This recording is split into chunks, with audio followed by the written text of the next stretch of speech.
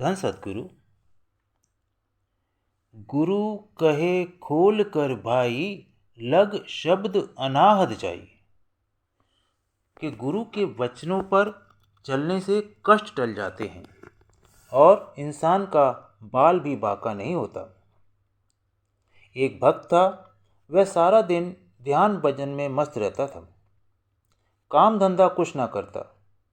एक बार स्त्री ने समझा बुझाकर उसे 50 रुपये दिए कि कुछ सौदा करके आओ, कुछ काम शुरू करो।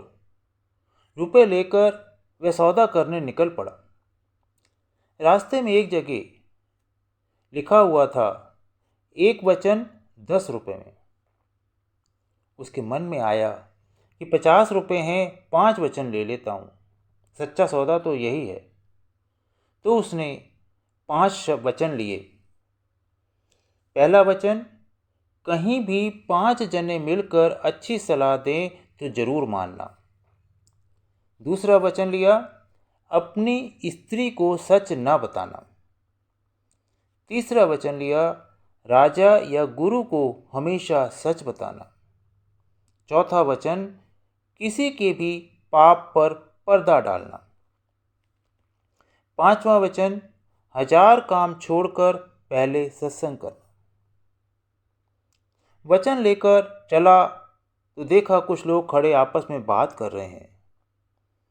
उन्होंने इसे बुलाकर कहा कि भाई, हमारा एक आदमी मर गया है, हमें व्यापार के लिए जल्दी जाना है, तुम हमारी मदद करो, तुम इसका आखिरी क्रियाक्रम कर दो।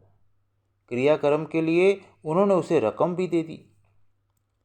आदमी को पहला वचन याद आया कि कहीं भी 5 जने मिलकर अच्छी सलाह दें तो जरूर मानना, और उसने उनका कहना मान लिया।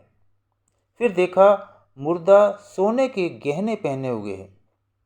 उन लोगों ने कहा कि मुर्दे के शरीर पर जो जेवर और बाकी सब चीज़ें हैं वह भी सब आप रख लेना।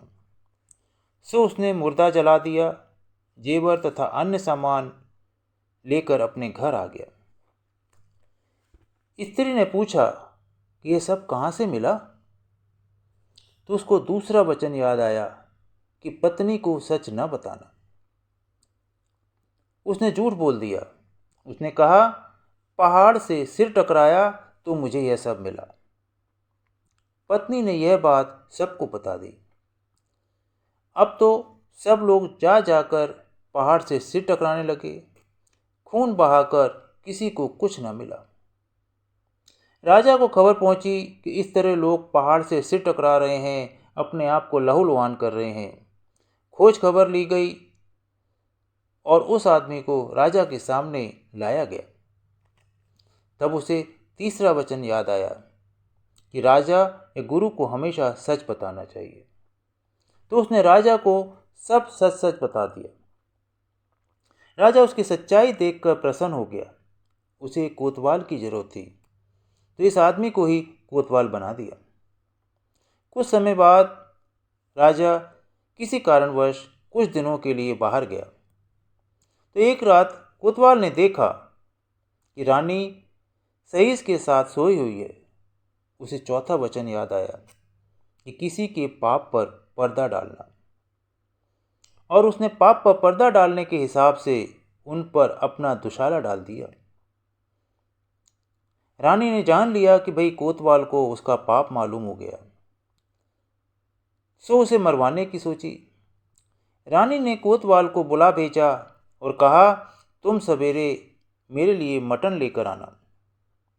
उधर मटन वाले को कहलवाया कि जो पहले आए उसका सिर काटना, जो बाद में आए उसे सिर दे देना। कोतवाल मटन लेने जा रहा था कि देखा सत्संग हो रहा है। उसे 5वां वचन याद आया कि 1000 काम छोड़कर पहले सत्संग में जाना। तो उसे 5वां वचन जब याद आया तो वह मटन भूलकर सत्संग में बैठ गया। इधर रानी ने सोचा कि भाई अब बहुत देर हो चुकी है, मटन वाले ने कोतवाल का सिर काट लिया होगा। सो उसने भाई को भेजा सिर लाने के लिए। इधर भाई पहले पहुंचा तो उसी का सिर कट गया।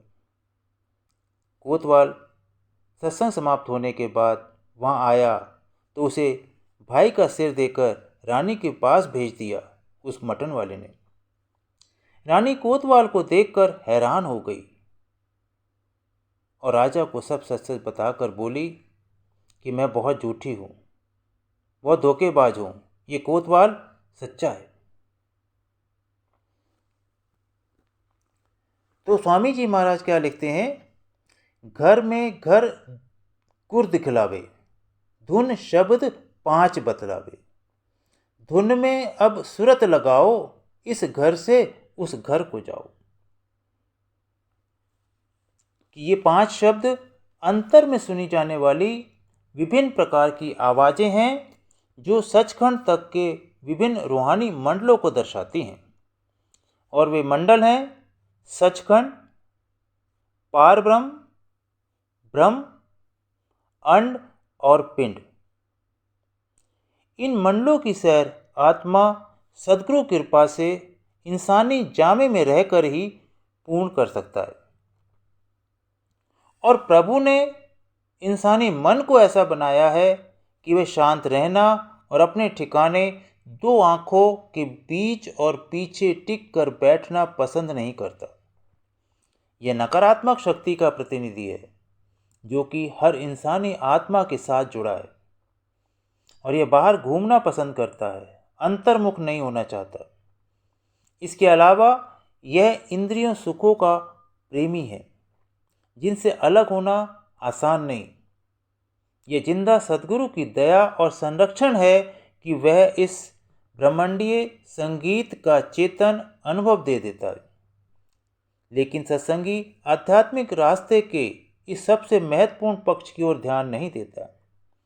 यहाँ यह भी कहा जा सकता है कि जो लोग जिस्मानियत के सुखों में उलझे हुए हैं वे यदा कदा ही पवित्र रास्ते को अपनाते हैं, और अगर संयोग से उनमें से कुछ सद्गुरु तक पहुंचा दिए जाएं और पुराने कर्मों की वजह से वे नामदान पा जाएं तो भी वे इस रूहानी रास्ते को पसंद नहीं करते। महापुरुष समझाते हैं, इंसानी शरीर एक रेडियो की माफिक है जिसमें हर जीवित इंसान तक ये दिव्य आवाज़ें आ रही हैं। जिंदा सद्गुरु वह है जो हमारे खराब रेडियो को ठीक कर देता है और वह स्विच और तरंग यानी वेवलेंथ दे देता है जिस पर यह दिव्य वाणी सुनी जा सकती है। नियम से, दृढ़ता और समर्पण भाव से की गई निष्काम सेवा इस रूहानी विद्या के अभ्यास में बहुत सहायक होती है। मन अलग अलग तरह की धोखाधड़ी खेलकर नाम लेवा को, शब्द धुन को सुनने से दूर रखना चाहता है।